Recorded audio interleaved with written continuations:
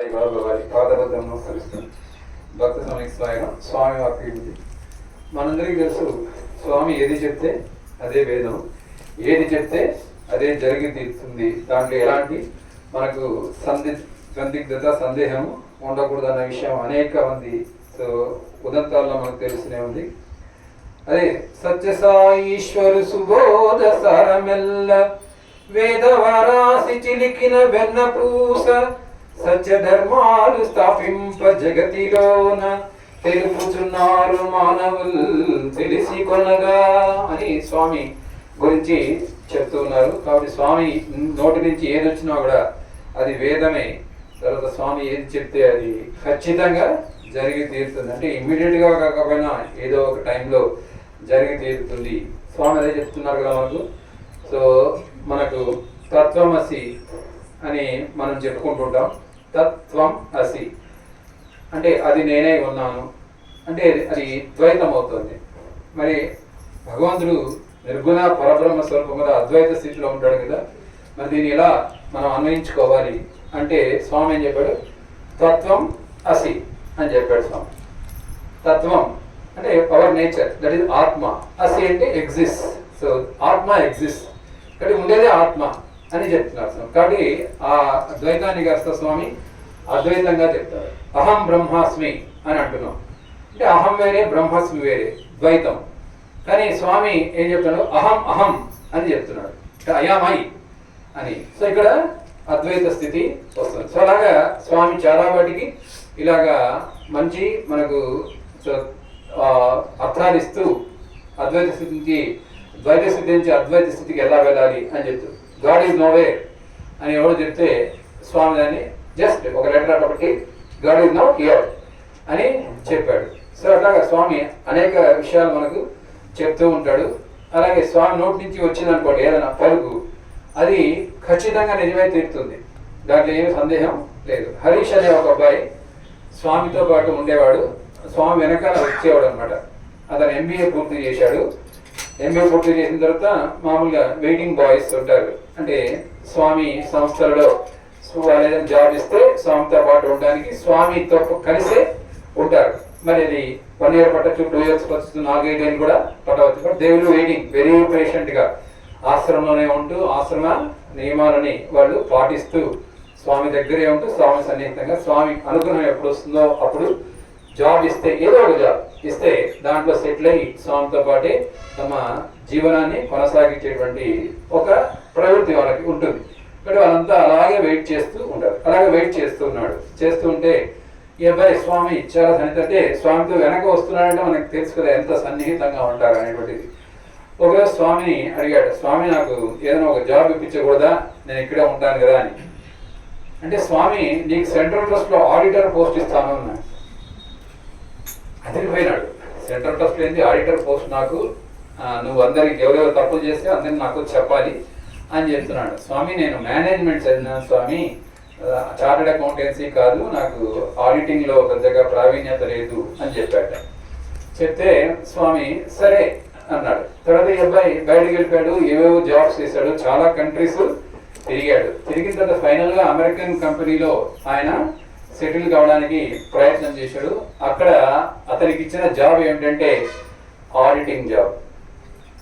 Sir స్వామి పలికాడంటే నీకు auditing job ఇస్తాను, auditor job ఇస్తాను అంటే ఇతను అనేక ఉద్యోగాలు చేసుకొని చివరికి ఎక్కడ చేరాడు? ఒక కంపెనీలో ఆయనకి ఇచ్చిన జాబ్ ఆడిటింగ్ కి సంబంధించింది. సో అట్లాగా ఆ మాట ఇప్పుడు ఒమ్ము కాదనమాట. అట్లాగే స్వామి ఒక మారి తనతో నువ్వు భజన బాగా పాడతావా అన్నాడు. అంటే స్వామి నాకేం వస్తుంది స్వామి, చాలా లీడ్ సింగర్స్ చాలా మంది అన్నారు చెప్తే, ఏం లేదు నువ్వు లీడ్ చేయొచ్చు భజన అన్నాడు.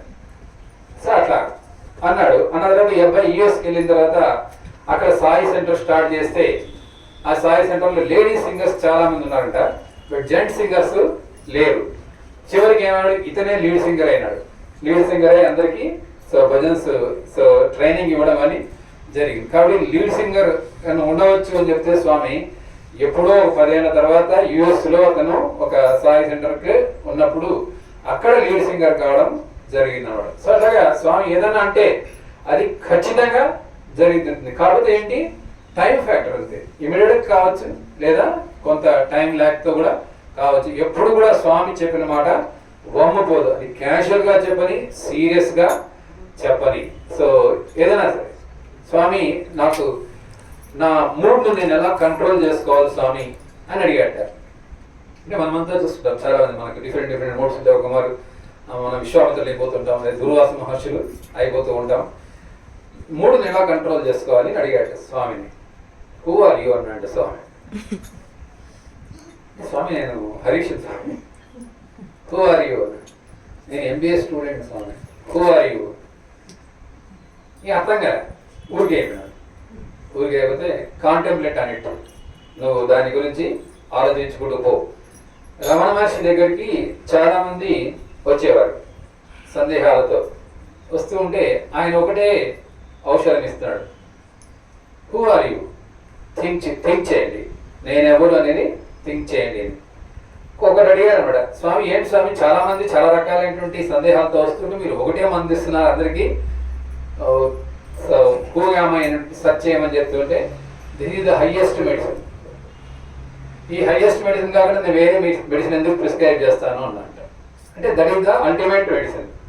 కాబట్టి మనమంతా కూడా స్వామి దగ్గరికి వస్తే స్వామి మనని ట్రాన్స్ఫార్మ్ చేస్తాడంటున్నాం కదా. స్వామి యొక్క సో అవతార తత్వమే ముఖ్యంగా ఏంటి, transformation of the human beings into so divine people కదా. సో వాళ్ళని దివ్య స్వరూపులుగా మాత్రమే ఆయన యొక్క పరివర్తన అనమాట. మరి మనమంతా చెడ్డోళ్ళనే అంటే మనలో చెడుదనం ఉంటుంది, కొన్ని పనికిమాలిన గుణాలు కూడా ఉంటాయి. ఇప్పుడు ఎలాగ ఒక శిల్పం బయటికి రావాలంటే అక్కడ ఏం చేస్తాడు, ఒక మంచి శ్రీకృష్ణ విగ్రహాలు చెక్కేటువంటి ఒక శిల్పి ఉండేవాడట. ఆయన చెక్కితే సాక్షాత్తు శ్రీకృష్ణుడు ఉన్నట్టే ఉంటాడంట. అందరూ అడిగారు ఆయన్ని, ఎలా చెక్కగలుగుతున్నావు నువ్వు, ఇంత దివ్యంగా అంత జీవం ముట్టుబడేటట్టు ఎలా చెక్కగలుగుతున్నావు అంటే, అందులో శ్రీకృష్ణుడు ఉన్నాడు, ఆ శిలలో నేనేం చేస్తున్నాను, వ్యర్థాన్ని తీసేస్తున్నాను, పనికిమాలిన దాన్ని తీసేస్తున్నాను, శ్రీకృష్ణుడు వచ్చేస్తున్నాడు. అట్లా మనలో కూడా అనేక వ్యర్థాలు ఉంటాయి, ఆ వ్యర్థాలను తీసేయాలి. అంటే మనమంతా దుర్మార్గులు, చాలా దుష్టులు అని కాదు, కానీ మనలో కూడా కొన్ని బ్యాడ్ క్వాలిటీస్ ఉంటాయి. సో అది చాలా తప్పు. స్వామి దగ్గరికి వచ్చిన తర్వాత ఏంటంటే we have to lose our identity. మనము మన యొక్క అస్తిత్వాన్ని కోల్పోవాలి. నేను ఫలానా వాడిని, నేను అది, నేను ఇది, నేను పెద్ద సింగర్ను, నేను పెద్ద మాట్లాడేవాడి వక్తను, నేను కన్వీనర్ను, నేను జిల్లా ప్రెసిడెంట్ను, ఇట్లా మనలో ఉంటాయి. అవన్నీ కరుడు కట్టుకొని ఉంటాయి లోపల, అవన్నీ పోవాలి. నేను ఐఎమ్ ఆల్సో ఆర్డినరీ డివోటీ, స్వామికి సాధారణ భక్తుడు నేను. కానీ ఆ స్టేజ్కి మనం పోవాలి. So we have to loose identity. మన నిమిష్ పాండే గారు ఉన్నారు, వాళ్ళ ఫాదర్. సో స్వామి దగ్గరికి ఇంటర్వ్యూకి వెళ్ళినప్పుడు స్వామికి ఏవో సందేహాలు వ్యక్తం చేశాడు. స్వామి ఆయన్ని సీరియస్ ఆఫ్ క్వశ్చన్స్ అడుగుతున్నాడు. ఆయన టక టక టక టక టక ఆన్సర్ ఇస్తున్నాడు. ఇంక నీకు నేనేం చెప్పేది అంటే సరెండర్ టు ది గాడ్. అంతేగాని నువ్వు అన్నిటికీ ఆన్సర్ ఇచ్చుకుంటూ ఒక పెద్ద విద్వాంసులాగా అక్కడ స్వామి ముందు, భగవంతుడి ముందు మనం ప్రదర్శిస్తే ఏమవుతుంది, నీ కర్మ. కాబట్టి we have to submit our selves. మాకేమి తెలుసు స్వామి, వీఆర్ నార్మల్ పీపుల్ అనేటువంటి ఆ స్టేజ్కి వెళ్ళడమే ట్రాన్స్ఫర్మేషన్. కాబట్టి లూజింగ్ అవర్ ఐడెంటిటీ, వ్యక్తిత్వం అనుకుంటుంటాం. చాలా వ్యక్తిత్వ వికాసము అని బాగా వ్యక్తిత్వాన్ని పెంపొందిస్తూ పోతారు కదా. ఇప్పుడు నీ మోడర్న్ డేస్ లో వస్తాంటిది వ్యక్తిత్వ వికాసం అని వాడికి అనవసరంగా ఇండివిజువాలిటీ వాడికి చొప్పించి వాడిని ఒక పనికిమాలిన వాడిగా చేసి పెడతారు. అది కాదు, you have to lose the identity. స్పిరిచువాలిటీలో వ్యక్తిత్వాన్ని కోల్పోవాలి టోటల్ గా. We have to lose all things and become quite normal. సాధారణ వ్యక్తిగా ఉంటే అప్పుడు భగవంతుడి యొక్క అనుగ్రహం మనకు వస్తుంది. That is the transformation that స్వామి ఈజ్ సో ఎక్స్పెక్టింగ్. మనం ఏంటి, మనము స్టేజ్ పెరుగుతూ పోయి ఓ అమ్మ నాకంటే దిక్కు ఎవరు లేరు అనేటువంటి ఒక స్టేజ్కి వెళ్ళిపోతూ వస్తాం. అంతటి అహంకారం వచ్చేస్తుంది. ఆ అహమే మనకు వ్యక్తిత్వంగా వస్తుంది. ఆ వ్యక్తిత్వము స్పిరిచువాలిటీకి, ఆధ్యాత్మికతకి చాలా చాలా చాలా అది అడ్డంకి అని స్వామి చెప్తూ, ఆ విధంగా స్వామి చెప్పినవన్నీ కూడా తప్పనిసరిగా నిజాలు అవుతాయి. కానీ మనం స్వామికి ఏదైనా చెప్పినా, స్వామి మనకి ఏది చెప్పినా చాలా కేర్ఫుల్గా ఉండాలి. ఎందుకంటే మనం స్వామి పటం ముందు కూర్చొని అనేక ప్రతిజ్ఞలు చేస్తూ ఉంటాం, అది తప్పు. ఎందుకంటే ఆయన he will be looking forward, వీడు ఈ పనికి వాళ్ళ మీద ఇది చెప్పాడు, నిజంగా వీడు చేస్తాడా? ఎందుకంటే కారులో చెప్పాను, గీతా మోహన్ రామ్ కారులో వెళ్తుంటే పిల్లలు ఫ్రంట్ సీట్లో, ఇద్దరు పిల్లలు ఉన్నారు, ఫ్రంట్ సీట్లో కూర్చుంటామని గొడవ చేస్తా ఉంటే ఆమె ఏం చెప్పింది, ఆ సీట్ స్వామికి రిజర్వ్డ్ అని చెప్పింది. పిల్లలు ఏమన్నా ఇంకా మాట్లాడా, స్వామికి రిజర్వ్డ్ అంటే వెనక్కి పోయి కూర్చున్నారు. ఆమె వాళ్ళ మధ్యలో ఉన్నటువంటి ఆ యొక్క తగాదాన్ని తీర్చడానికి సింపుల్గా అది స్వామి సీట్ అని చెప్పేసింది. బట్ దాన్ని ఎత్తినంత క్యాసెట్లు, పాడు, బ్యాగులు అన్నీ వేస్తుంటే స్వామి ఒకరోజు, ఏం చెప్తున్నావు నువ్వు, అది నా సీట్ అని, దాని నిండా ఏమేమి చెత్త వేస్తే నేను ఎట్లా కూర్చోవాలి అన్నాడు. స్వామి చూడండి ఏ లెవెల్, ఏ స్టేజ్కి ఉంటాడు స్వామి అంటే. మనం ఏదో క్యాషువల్గా అనేసింటాం కదా, కానీ దాన్ని స్వామి పర్టికులర్గా పట్టుకొని ఉంటాడు. హైలీ పొసెసివ్ గాడ్ మనం అనుకుంటాం, ఆయన చాలా సరళము అని. కాదు కాదు, వెరీ స్పెసిఫిక్. సో కాబట్టి మనం జాగ్రత్తగా ఉండాలి. అంటే ఊరికే అనవసరంగా ఏదైతే చెప్పడం స్వామికి ఇచ్చేస్తా అది చేస్తా అని చెప్పడం, ఊరికే ఉంటే తప్పనిసరిగా ఆయన మనల్ని అనుగ్రహిస్తాడు. అలాగే చెప్పామనుకోండి, ఆయన చూస్తూ ఉంటాడు, ఒరే వీడు నన్ను పొద్దున్న లేచి నాకు నమస్కారం పెడతాడా, నా ఓంకార సుప్రభాతం చేస్తాడా, ఉదయం టిఫిన్ చేసేటప్పుడు, స్నానం చేసేటప్పుడు ఏదైనా సాయి గాయత్రి చెప్పుకుంటాడా, టిఫిన్ తినే ముందు బ్రహ్మార్పణ చెప్పుకుంటాడా, ఇట్లా వెయిట్ చేస్తూ ఉంటాడు ఆయన. వీడు విధవ ఒక స్టేజ్ తర్వాత ఏది చేయకుండా ఆఖరికి పడుకునే ముందన్నా కరచండ కుటుంబా చెప్పుకుంటావా అని చూస్తాడు ఆయన. అది కూడా చెప్పుకోవాలి మన కర్మ కదా. కాబట్టి ఇంతటి ఎక్స్పెక్టేషన్ స్వామి చేస్తున్నాడు. హైలీ పొసెసివ్ గాడి సత్యసాయి బాబా. కాబట్టి చాలా కేర్ఫుల్గా ఉండాలి. అంటే మనం ఏదైనా సాధించాలంటే ఏమవుతులే నాకు ఏమవుతులే అంటే సరే, అది వేరే. ఎందుకంటే ఈ జీవితము అనేటువంటిది మనం డిసైడ్ చేసుకోవాలి అంతే.